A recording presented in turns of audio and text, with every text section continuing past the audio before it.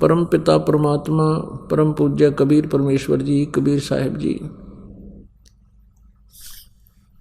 हम सभी पुण्यात्माओं के जनक हैं। ये परमात्मा परम अक्षर ब्रह्म कहे जाते हैं। इन्हीं को सत्य पुरुष भी कहते हैं।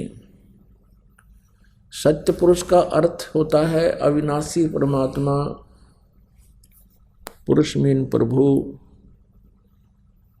और सत्य माने अविनाशी, जिसका नाश कभी ना हो।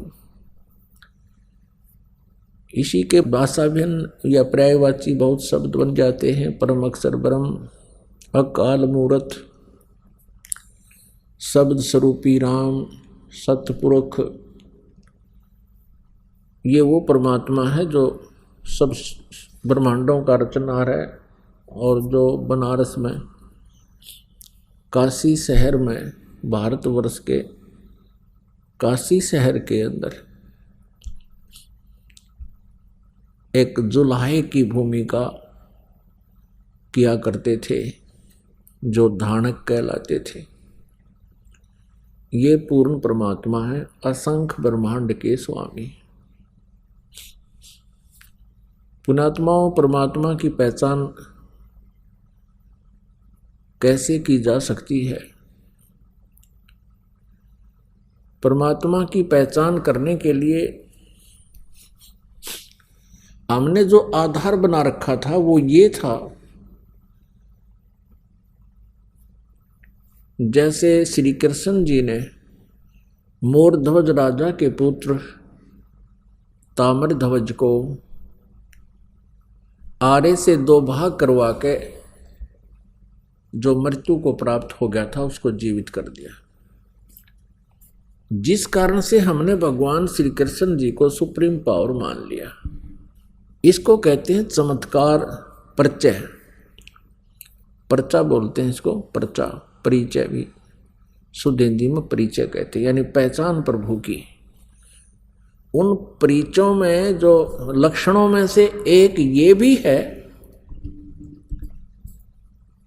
कि परमात्मा मुर्दे को जीवित कर सकता है, और दूसरा ये भी है परमात्मा जीव की आयु भी बढ़ा देता है। और इसके साथ साथ और भी बहुत से गुण हैं, लक्षण हैं, जिनसे परमात्मा की पहचान की जा सकती है। एक भगवान के गुणों में, लक्षणों में ये भी आता है कि वो निर्धन को धनी बना सकता है, रंग को राजा बना सकता है।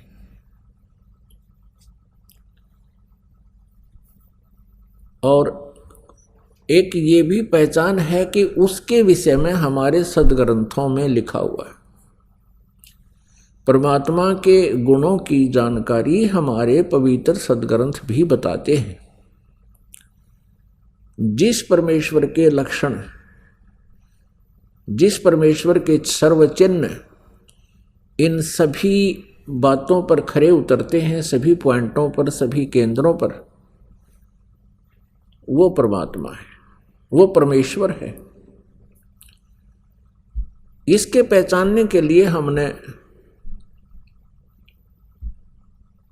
बहुत सा सहयोग लेना होगा।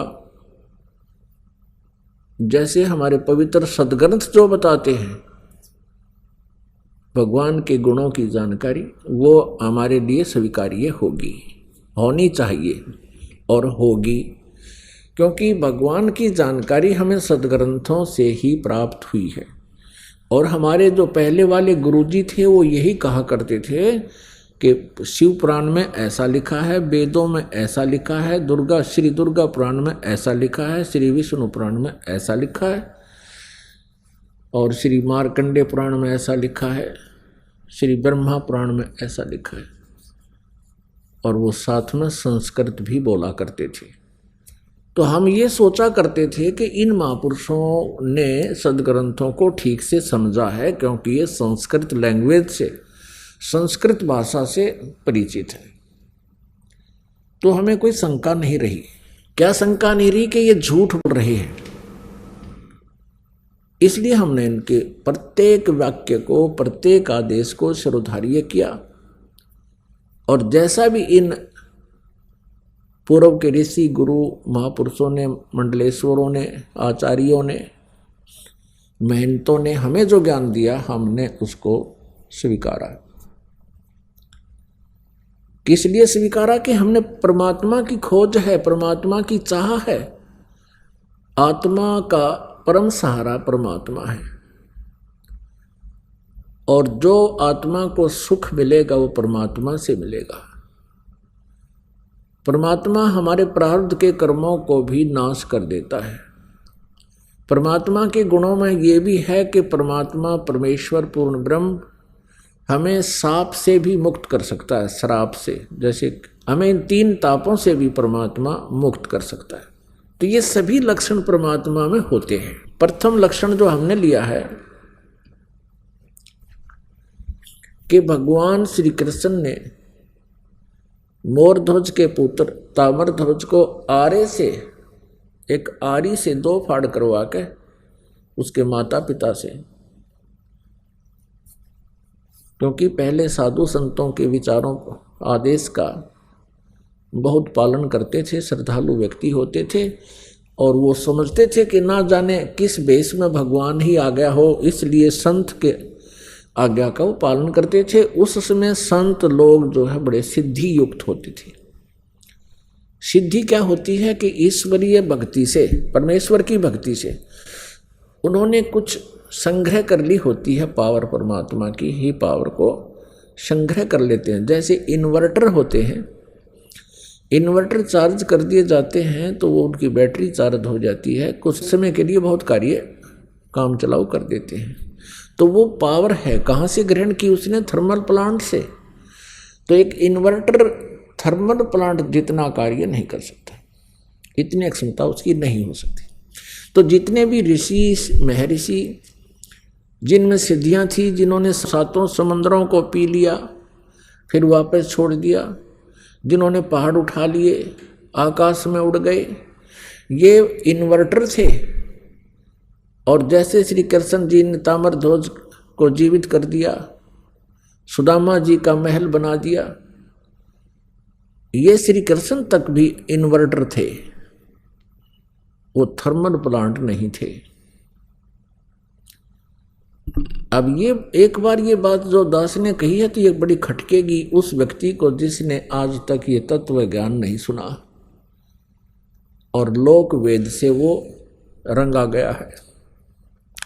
लोक वेद किसे कहते हैं? जो दंत कथा होती है, सुना सुनाया ज्ञान, अक्षेत्रीय ज्ञान, एक दूसरे से सुना हुआ ज्ञान, उसको लोक वेद कहते हैं।